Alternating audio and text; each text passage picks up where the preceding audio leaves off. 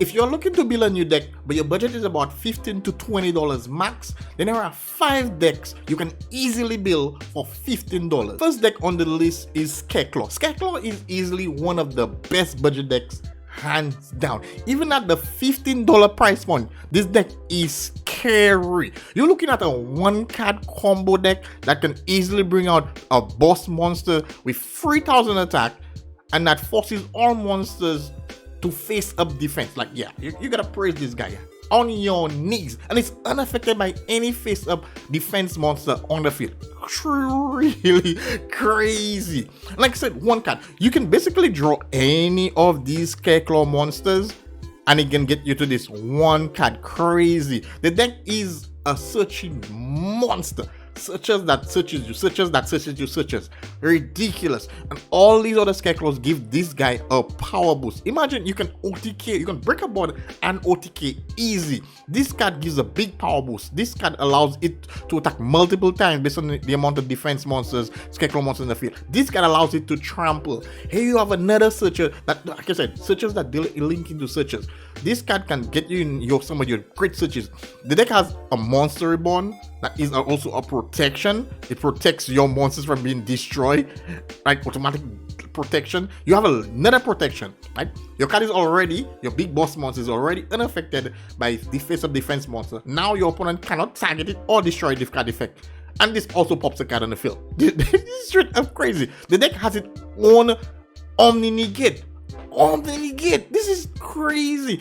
And it has an Icarus attack. Destroy 2 cards on the field, which has a backup effect where your opponent cannot activate the effect of link monsters, but anybody cannot activate the effect of link monsters, which doesn't affect you because your link boss monster has a continuous effect. Yeah, the deck is just straight up crazy. This core here is less than $10. So just imagine with all the new reprints we've gotten, you're gonna slap in some utility cards, hand traps in here, and easily get yourself a deck for $15 that is super effective, even against top decks. Yeah, Scareclaw is a very scary deck. You should definitely give this deck a try. Next deck on the list is Dinomorphia. This deck, your boss monster, Rex, Mr. Rexton. When this guy is on the field, if your life points are lower than the attack of any monster your opponent has, they are unable to activate the effect. Not negate the effect, they are unable to activate the effect. Rexton is a G. This guy just ends game. And what makes it so ridiculous, you can literally end games by activating 1 card, right? You activate Frenzy, the opponent is in a frenzy. It just won't end well. Rexton is just that ridiculous. You pay half your life points and you special summon this card on the field. And it also has the effect where you can just reduce attacking monsters or a monster's attack to the amount of your life points, which in this deck, your life points most times gonna be under 500 easy, really, like easy. The first few interactions, your life points are gonna be like 1,000, then everything less. After that is less. The deck had one issue, which was Ash Blossom, because Ash can negate this. And then Konami was like, all right, you know what, guys? Herald's intact. This card just destroys Ash. This card destroys any effect, because one of the biggest problems the deck used to have was sometimes opponent would activate an effect in the hand or in the grave, you know, to get rid of Rex, because Rex on the field, you cannot take on Rex one-on-one on the field. And like this deck card fixes all that. But this slapped in an additional effect. Right? During this turn, all damage you take is half your life points. It's impossible to beat this. It's trouble to die via battle. It's just crazy. Bro, and this deck here is also under $10, the core itself. So it gives you so much space for utility, hand traps, backup support cards. It's just super crazy. Your normal summons, like this card, Fariza, hot chick, very hot chick. I love this chick, right? Gets you the 1 card that destroys your opponent. So you have a 1 card searcher that generally gets you to this card, which gets Rex, and then your opponent doesn't play Yu-Gi-Oh!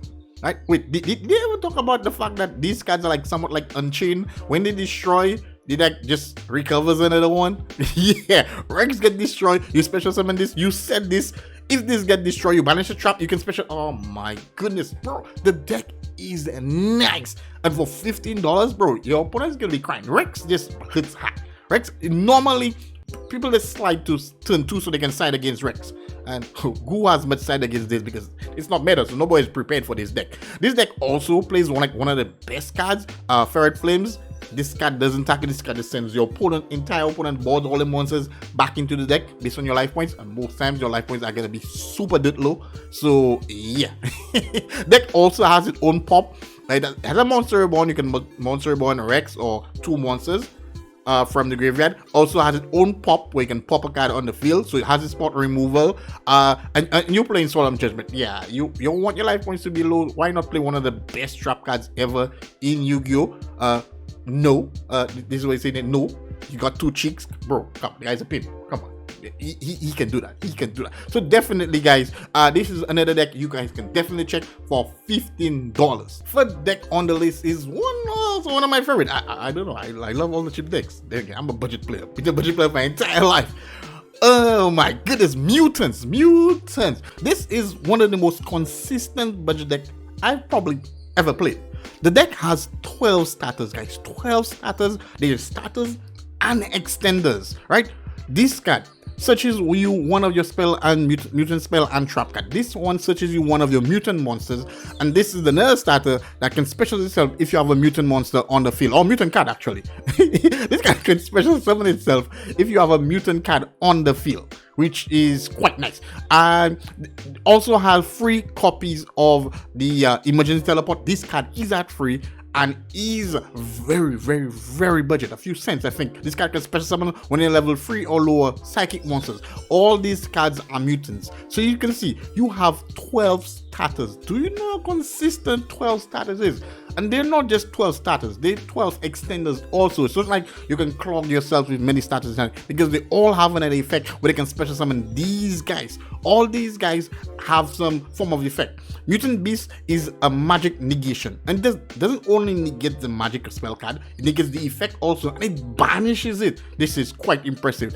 Unfortunately, these cards don't negate like Beast, but unfortunately they do have some form of effect. This one, when a monster effect is activated, you can banish one of your mutant cards or cards and banish a card on the field. So it doesn't even have to banish the opponent card to activate the effect. You know, if you try and get rid of some pesky cards, Arsenal does the trick, and this one allows you to draw 2 cards per the grid if your opponent activates a trap card or trap card effect. Yeah, and all of them has I didn't remember that. All of them have another effect where they're unaffected by the card used to special summon them. For instance, Mystic, which you use spell card, is unable to be targeted by spell effects or spell card. This one trap, this one monster effect. All these additional effect. All these monsters are level 8 with big attacks. Spicy. But there's more, guys. There's more, because the boss monsters are ridiculous. And speaking about boss monsters, just like the Dinomorphia engine or archetype, the deck has a fusion trap card, right? Which can actually allow you to bring out your Symphysis, one of your boss monsters. This card is nuts. Upon being fusion summoned, it pops a card on the field, and it also has a protection effect. Your opponent activates a spell, trap, or monster effect. It can just chain to the effect to protect itself from that type of card, magic, trap, or spell for the duration of the turn. So your opponent try and negate this effect. You just chain, activate, immune from monster effect goes through. Also, if it's destroyed, you can return one of your banished mutant cards to your hand, which that's how you play, guys. You banish your cards, so you can do this like recurring effects every time, recurring advantage by getting your cards back into your hand, utilizing them as cost, but then you get them back later on, which is quite nice. The second boss monster, which is the biggest boss monster, Ultimus, 4,500 attack. This card can negate everything. Magic, trap, monster effect. Once you can banish a mutant card with the respective type, magic, trap, or monster, right? And this card also have effect. If it's destroyed, you can return up to 3 mutant cards back to your hand from being banished. This is just super crazy. The deck does really good control, has some decent combos, but control is the most. You know, easy hand can get you about 3 to 4 interruption with follow-up plays. The deck also plays There Can Only Be One. This is one of the most powerful floodgates in the game. Imagine you can do some Mario combos and still have this card on the field. prevents your opponent from playing Yugioh, but you can play because all your monsters have different type: beast, spellcaster, machine. The only same archetype you have or type is the psychic, and most times these cards on the field are going to be by themselves. So you have these can come on the field with these guys, which is rude. The deck has searchers, more searchers, like expansion, which is a searcher. You can special summon one of your smaller monsters to the field, and this has a protection effect. If one of your big monsters is going to be destroyed by effect, you can just send this card to the graveyard. Quite nice. There are some questionable effects, like cards like Slash. This is like a negation, but only on activation. You can banish one of your cards and negate one of your opponent monsters only once, but it does have an effect where if one of your level 8 or higher monsters destroy a monster by battle, you can draw a card. So this is the only draw effect, and this is like a spot removal. Yeah, we're not gonna talk much about this card. We don't talk much about this card, right? This is a fake shadow. Like, okay, this is a watered down Shadow Fusion if your opponent activates a card, which is somewhat better. Shadow Fusion, your opponent has to have like a fusion card or card from the extra deck on the field for you to utilize the monsters in the deck. This one, if your opponent activates any card, so it's like a TTT. Your opponent activates a card, monster effect or whatnot, I can now automatically fusion summon from my deck and graveyard, which is quite cool. Now, what I love about this deck also is the fact that you can actually play cards like Dimensional Shifter, because your graveyard, you don't really always need your graveyard because you want your cards to be banished. You can play Shifter in the deck. Shifter is really budget. You can play Scale Drain in this deck, right? Scale Drain does affect the small monsters, but the big monsters, if your opponent were to activate a magic card, you have Scale Drain on the field. With Beast, you can activate Beast, banish itself. It's no longer on the field, and it negates and banish that field spell. So yeah, Skill Drain does have some kind of synergy with this deck. Macrocosmos and Dimensional Fisher works perfectly. All these cards are super dirt cheap. They work super effective in this deck. All these are being level 8, so you have the toolbox rank level 8. Easily get someone. This is a one card kill, bro. The deck has some super potential. Like I said, it's super consistent, super controlling. Any hand gets you at least 3 interruption in this deck with follow-up play. So just imagine if you're playing some hand traps, utility cards, supportive cards, just how crazy deck. All this core again is under $10. So just add a few more $5 of cards to this, bro. You're watching a good deck for about $15. Next we have Tri-Brigade. Yeah, this I was like super stoked. Like, this is dirt, like super dirt cheap, right? Super dirt cheap, and we all know what Tri-Brigade does. Tri-Brigade does a lot. You know, it brought the new mechanic to Yu-Gi-Oh, where you can link summon and utilize monsters from your graveyard by banishing them. That is nuts in itself. The archetype is super cheap, just super searchable. Being Tanky is back at free. You can go into the Folktale and did I just say Folktale? You can go into Fractal to get everything in the graveyard. Go up and do so much. Some of the cards, because most persons don't play this deck at a PR, so you know, persons are unaware of some of these cards. I love this card. Luck does lock you into Link. However, it can get one of your Tri-Brigades or Wing Beasts or Wing Beasts, Sweet Beasts, Short Beasts, you know, from your deck to the field. Easy. This is a very interesting card. I remember early on I used to use this card to extend on some of my plays, which was super good. This is another card that came out not too long ago, which is super interesting. You can negate up or send back one of your opponent monsters to the grave with this card. All you need is a Link Tri-Brigade monster, and you have free effects by sending a Tri-Brigade card from the extra deck or deck to the graveyard for various effects. Negate a spell, you negate one of the monster's effect. A trap, you return it to hand. Or if you send a monster, you can change your attack to 0. This card is nice. This card is nice. The biggest advantage this deck has is the extra deck ability. Shrash, non-targetable destruction. Well, it's not a destruction, but field removal, because this deck, the card comes on the field, banishes the card. It doesn't target. Your opponent cannot even interact with that because they don't know what's gonna be banished, which is quite nice. Now, what I like about this deck, despite how cheap it is, we spoke about Scareclaw, a few decks ago, but you can only also adding a small Scareclaw package in this, and this deck is going to combo like crazy. So this deck, guys, basically, again, under $10, easily, very comboticious. Breaks board easy, and the deck keeps on playing because it just keeps recurring advantages with by this playing itself, especially with this trap card, Revolt. You can do so much in this. Things keep happening, and you have so much space to play like multiple hand traps in this deck, and which is one of the reasons this deck is so effective. This is also one of the decks you can also check out if you guys are making any purchases and you guys are looking for a bigger discount in terms of despite this deck being already the cheap. Check out my link below from Trading Card Mint, where I'm gonna get you guys about 7% discount plus free sleeves, guys. Free sleeves. So just imagine you buy a cheap deck and you're getting sleeves with it. Yeah, bro.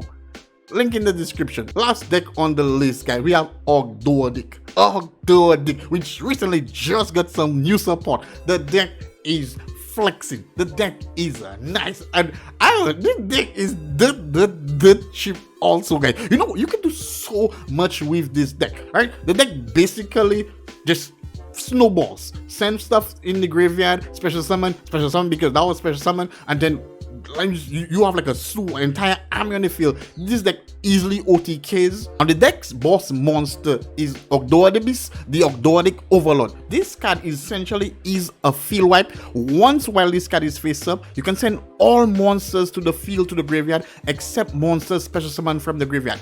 That basically most of your monsters are always going to be special summoned from the graveyard. This is just the core essence of the deck, so this doesn't affect you whatsoever. For 3100 attack, this card is a beast. The next boss monster is the new release Nephilabis, the Ogdoadic. Oh, we just call her Neph, you know, just call her Neph. This card is super spicy. Once a card is sent to the graveyard, this card can special summon itself from the graveyard.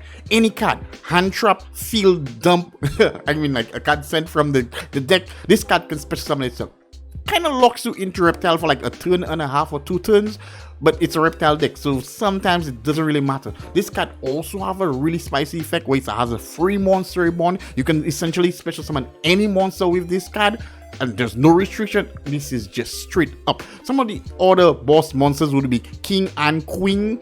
These cards, you have to tribute 2 monsters to get them to the field, but in this deck it's quite easy. Each of them have separate effect, 2 effects actually. If your opponents were to add cards to their hand, they would have some effect. If cards were sent to the graveyard, they would have some form of disruption effect. They kind of work in tandem with the Albert and the Curse. Curse would be most likely your favorite level 8 to special summon. It's only 1 tribute to special summon from the graveyard, where you can special summon any of those level 4 or lower, which is quite spicy. This is gonna be like the headline top card in all the combos you want to do with this deck. We have the Searcher as a Naya. When this card is summoned, special summon or normal summon, allows you to search one of your Ogdoadic cards, and all of your dog cards are flexy. Water Lily allows you to dump and or special summon.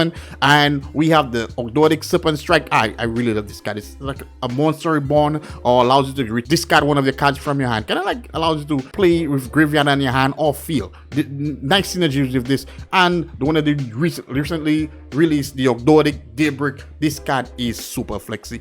Point, you want more control, you can slap some of the alien archetype in there. Alien adds so much value because the deck basically forces the opponent to not play Yugioh because of Cosmic Cycler. You're gonna be popping your opponent field with this trap card and then adding A counters on the field, and the opponent monsters with A counters are unable to activate the effect and also are in defense for 3 turns. While this deck would just pop up big monsters and just allow you to punch through the opponent. Now, with the release of the Ogdoadic Daybreak, now you have a way to get multiple tokens in the field, and you can link climb easily. This does not lock into anything. You imagine you have, like, you can activate a Scapegoat, but without the restriction, and just super link, super fusion, super exceeder, or synchro, whatever you want.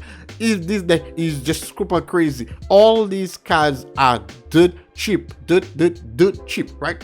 Definitely. Now, something I will suggest, and I also showcased in my last Ogdoadic video, the Evo cards. They really give the deck what they're missing, because reptiles don't have that protection effect.